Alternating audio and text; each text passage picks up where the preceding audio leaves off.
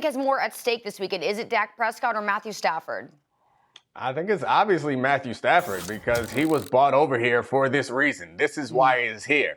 So they can take them to this next step to win a Super Bowl, frankly, not just get out of this round. It was kind of sold to all of us. And honestly, I believed it just like a lot of us believe that Matthew Stafford was a great upgrade. And I've liked what the Rams have been doing as far as trading away all of their picks in order to make this team as talented as they possibly can. And they're doing it for a reason. They're doing it to win the Super Bowl this year. The situation in Dallas is a lot different. Matt Stafford has no playoff wins.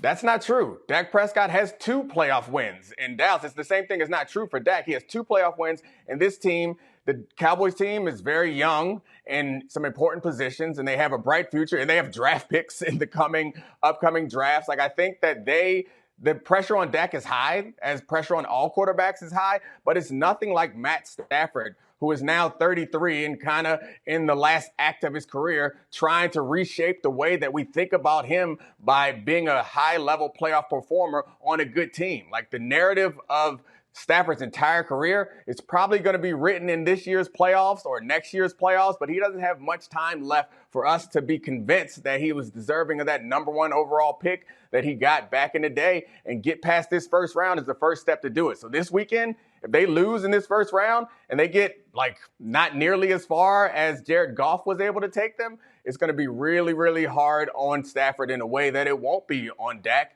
In the final reason, the Cowboys are playing the 49ers, kind of the team that everyone expects to, if there is going to be an upset, everyone's looking at the 49ers as the team that no one wants to play.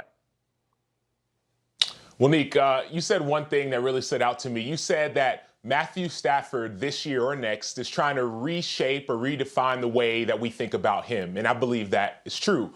I think that the difference is that Dak Prescott is trying to reshape the way that we think about the Dallas Cowboys and their organization. That's a big difference when it comes to who has more pressure or what is at stake. One person is worried about himself and his legacy. The other guy, in addition to his legacy, he also has to rebuild a team that hasn't won a Super Bowl since 1995, a team that is the most valuable sports franchise in all of sports, worth upwards of $6 billion or right around $6 billion. That's from a macro level, from a team level, from a Dallas Cowboys, the most valuable team. He has that pressure.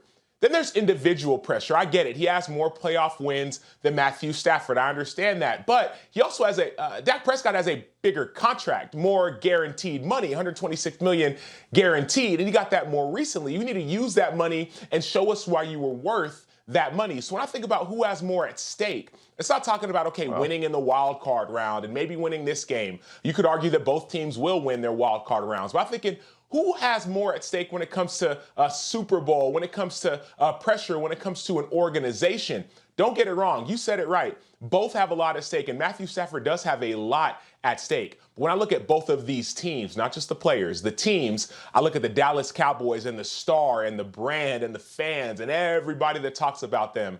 It'd be hard-pressed to say that Dak Prescott losing in the playoffs isn't going to taint not only his reputation, but that of his team. But the Rams gave up so much to acquire Matthew Stafford. Exactly. I mean, they pretty much banked their entire season on, hey, if we bring you in, we're a shoo-in to win the Super Bowl. Exactly. Yes. I got hung up on that point, Charlie, too, because you talked about the cost that each team has for each player. Dak Prescott's cost is significant. How much they're paying him is a lot. But they're paying Stafford to play, and they've also, there's a cost of all the opportunity that they've given up by trading away draft picks. That pressure is there. And I do think that if we come here on Monday morning and both of these teams lose, I think it's more likely that we have a conversation about how Matt Stafford let down his team. And if the Cowboys lose, it's probably going to be more about McCarthy.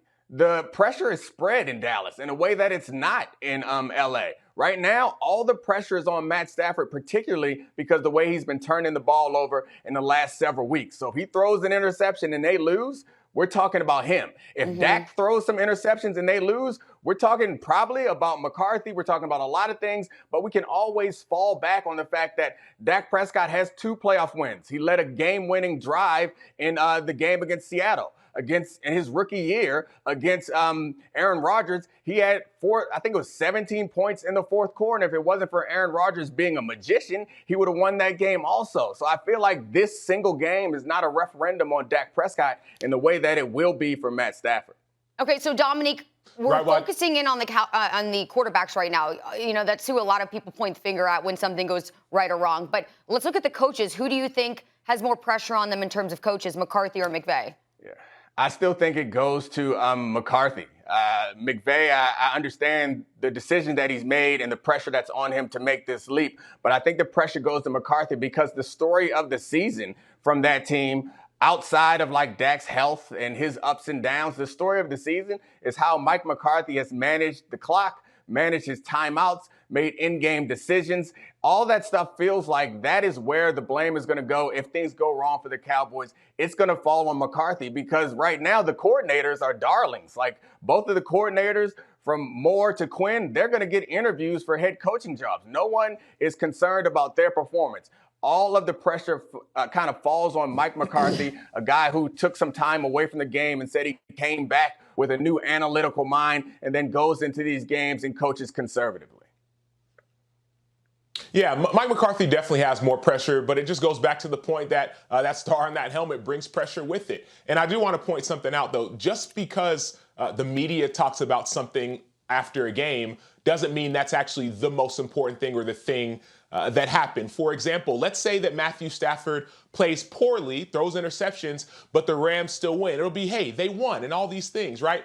It won't be about he played bad or whatever. The media might talk about it, but the Rams will still win. And like Matthew Stafford said at the beginning of his interview, he said, this is a team game. And yes, I understand I got that ball in my hand every single play, but it's a team game. And so for me, to the coaching point, yes, McCarthy has more pressure because the Cowboys ain't won in a minute. Jerry Jones is always in the media. The Cowboys, you talk about this. Let's make this point. The LA Rams have invested everything. They sold the farm this year, even years past, been trying to win now to get all these superstars. Thanks for watching ESPN on YouTube. For live streaming sports and premium content, subscribe to ESPN+.